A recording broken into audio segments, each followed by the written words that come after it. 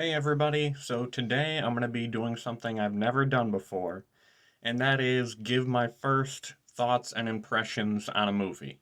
Today's movie is Beetlejuice, the original one from 1988, I believe, is the year it was released. Anyways, this video is going to be probably all over the place because I'm not going to edit it, I don't think, and I don't have any notes, so it's just going to be my thoughts off the top of my head. So, first things first, yes, the year is now 2025, and I had never seen Beetlejuice until about a week ago.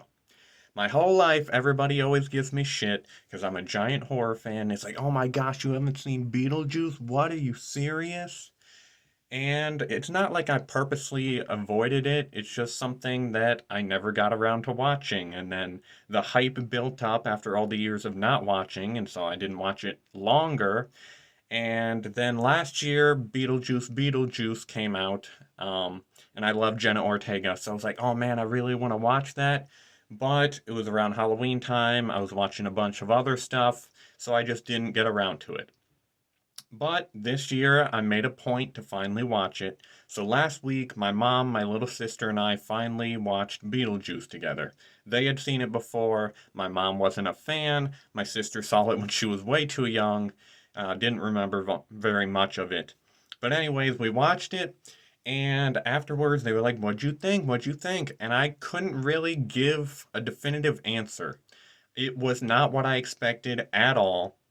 Not necessarily in a bad way, but I was like, I'm not going to say anything until I watch it a second time going into it so I can expect, okay, this is going to be different, not what you thought it might be.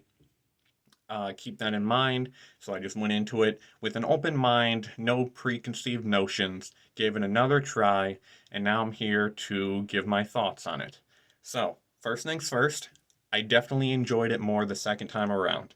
I think this is a very kind of misleading movie, at least for today's generation who have never seen it before, because the movie's called Beetlejuice, right? It's named after that character.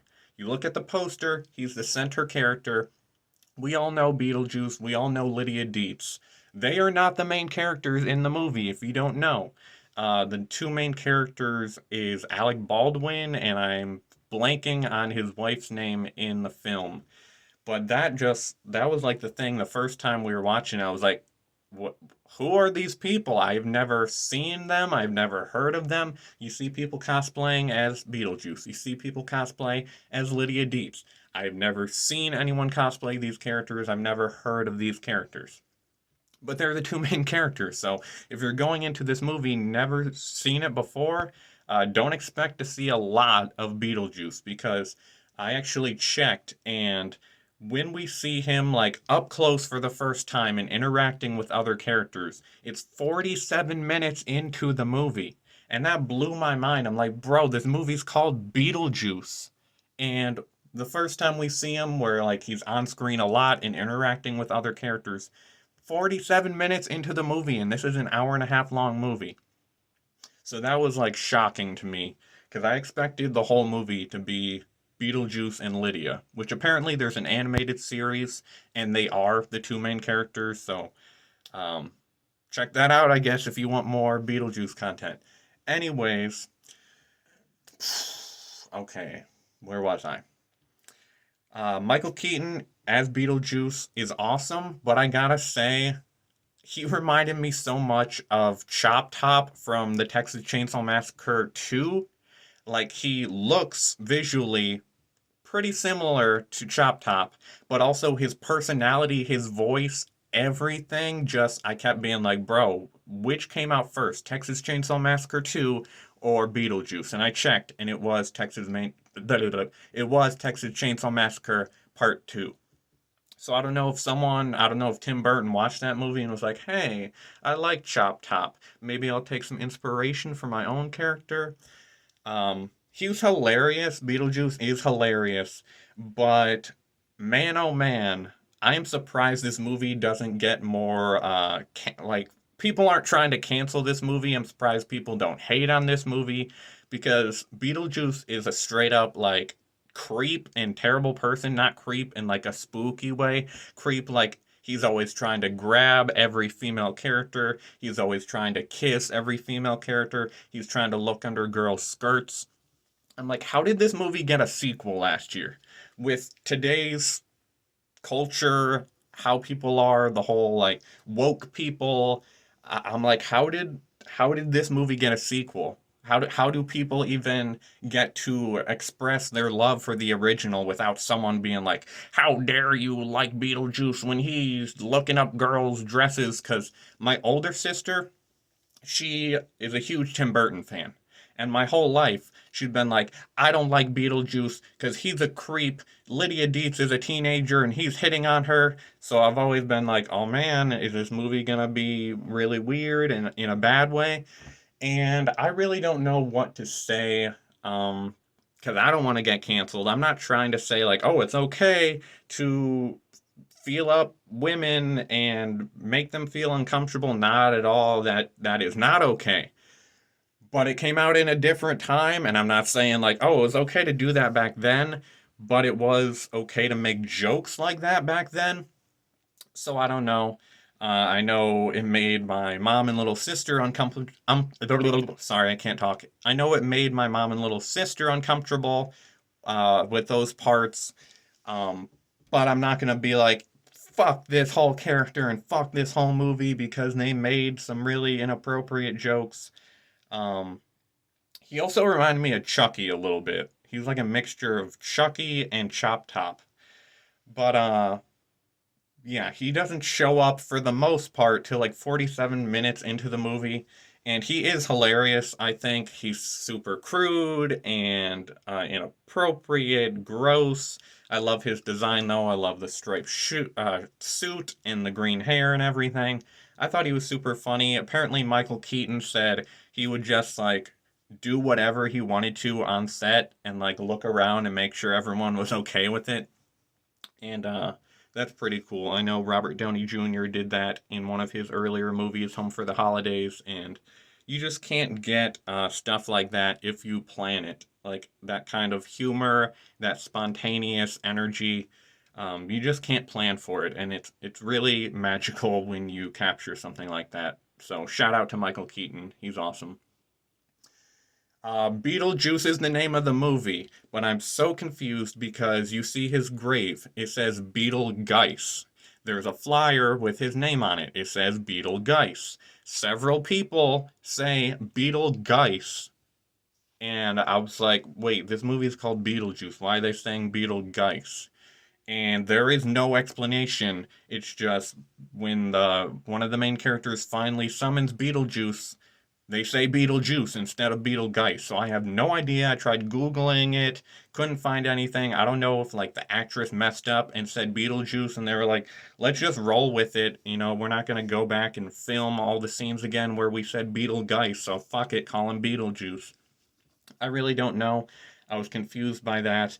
The mom from Home Alone is in this movie, so apparently she's done another movie besides Home Alone. She's pretty funny. The principal from Ferris Bueller's Day Off is in this. Cool, I guess. I just kept recognizing some people, so I thought I'd mention that. The good parts, the parts of this movie that I really loved and are memorable, and I can see why people love this movie so much. Um, First and foremost, all the creepy stuff, like when they go to I don't know what it's called, so I'm going to call it the Nightmare Realm. Nightmare Realm, where they go and they're sitting in the waiting room and it has all the green lighting and everyone's like dead. All that stuff I thought was super cool and creative. There's a lot of suicide jokes in this movie, so if you aren't into dark humor, definitely not the movie for you. Tons of people are hanging. There's a girl and her wrists are all cut up. Um, and they say fuck in this movie. This movie is PG, not PG-13. This movie is PG. And Beetlejuice says fuck. And I'm like, bro, how the times have changed. Um, that just blew my mind. The other stuff I liked about this, Lydia Dietz. Of course, Lydia Deetz, best part of the movie. She is your Wednesday Addams. She is your Tiffany Valentine. She is your Ginger and Bridget from Ginger Snap. She's that lovable, angsty, dark, gothic, obsessed with death teenager. She's hilarious. She's a badass. Um, she's not scared by the ghost at all. She talks to the ghost. She wants to be friends with them. It's super sad that she actually wants to kill herself. Like they're talking about, I think wanting to be alive again. She's like, bro, I wish I was dead. Like she's writing a suicide note and everything. And that leads me to the best part of this movie, besides Lydia Dietz, although it has to do with Lydia Dietz, so you could lop it in with that, her relationship with the ghosts, because her parents are awful. They reminded me a lot of the parents in Coraline, that whole dynamic, because it's like, here's Lydia, one to talk to her mom, one to talk to the dad, and they're like, go off, like do your own thing, like go bother someone else. And so she makes friends with the ghosts, and the ghosts are nice to her because they've been trying to communicate, but no one can see them.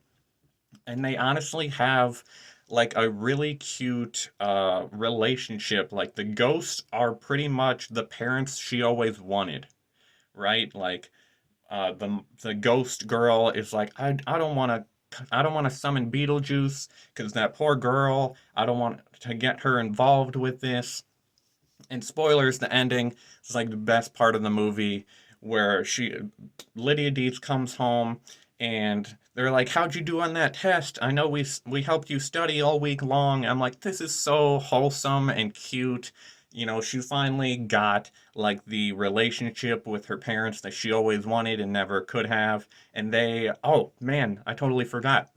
Beginning of this movie, the couple who's living in the house before they die, spoiler alert, it's brought up a few different times. They can't have kids. They've tried several times having kids. They just can't. So not only does Lydia get the parents she always wanted, but they get the daughter they always wanted. So that for me is definitely the part where I'm like, okay, I can see why this movie is so iconic. I can see why people love this movie so much. Just that alone, but then mixed with the creepy nightmare realm thing, the person with like the really small head, the girl who's cut in half. Um, when they like grab their faces and the guy has like the giant nose and the girl has the eyeballs in her mouth, all that stuff. Super cool and creepy, right up my alley, stuff that I love. The musical numbers, that again, one of the best parts in the movie, when the family's sitting at the table and the mom start like the ghost possessed them, so they all start doing the dance and singing that song, 6 foot, 7 foot. I don't know what the real song is called, and I don't know if I'm crazy, but when I was younger, I swear Lil Wayne had a rap song called 6 foot, 7 foot. So I don't know if that's like a remix or something, but that part was amazing. And then again, I was just saying, when it's the end and Lydia comes home from school and she did a good job on her test, she's like, "Can I do it? Can I do it?" And then somehow the ghosts like make her fly, and there's another song that they all start dancing to. And yeah, I know I'm rambling, like I said, but I just want to give my initial thoughts. It's always very important to me, if I watch a movie for the first time and I'm confused by it, or I think I didn't like it very much, I'm always like, watch it a second time, give it another chance. Because more likely than not, when someone watches a movie and they dislike it, it's usually because it's different from what they expected. At least that's my case. So I always make it a point to watch the movie a second time. And if I don't like it then, I'm like, okay, so it's not for me, or it sucks. But if I think, no, I think there's something to this movie that I'm just not getting, I always make sure I watch it a second time, give it that chance before I say anything bad about it. So, yeah, this is one of those cases. Like I said, I thought the movie was all about Beetlejuice and Lydia, but it's not. It's the ghost couple, and I feel like a dumbass for not knowing their names. I just watched the movie twice, and I can't remember their names, so I apologize. But I also found it really funny and cool, kind of a twist on the cliche of a family moving into a house and it's haunted and they want to get an exorcism done to get rid of the ghosts, except it's the ghosts living in their house, and a new family moves in and they're like, we want this family out. So I thought that was a really cool twist on that cliche. Overall, though, um, I don't know how this movie is rated PG. I know things were different back in the day, but Beetlejuice himself, very crude, very adult, very vulgar. So again, I don't know how this is like a family classic when it's so inappropriate, but that didn't stop me from liking it at all. I thought he was very funny. I thought Lydia was incredible, best character in the movie, best part of the movie, her relationship with the two ghosts. Supporting characters, the mom from Home Alone, and who's also the mom in this. I had never seen her in anything. I only found out last year she's the voice of Sally in Nightmare Before Christmas. She is pretty great in this, though, not gonna lie, she's pretty funny. Um, the wardrobe for her and for Lydia, chef's kisses, because it's just that beautiful, gothic, melancholy look. I love it. Um, I think that's it. I definitely love the movie way more this time around. I was confused the first time. I'm excited to watch the second one. Gonna watch it tomorrow. And it has Jenna Ortega, and I love her.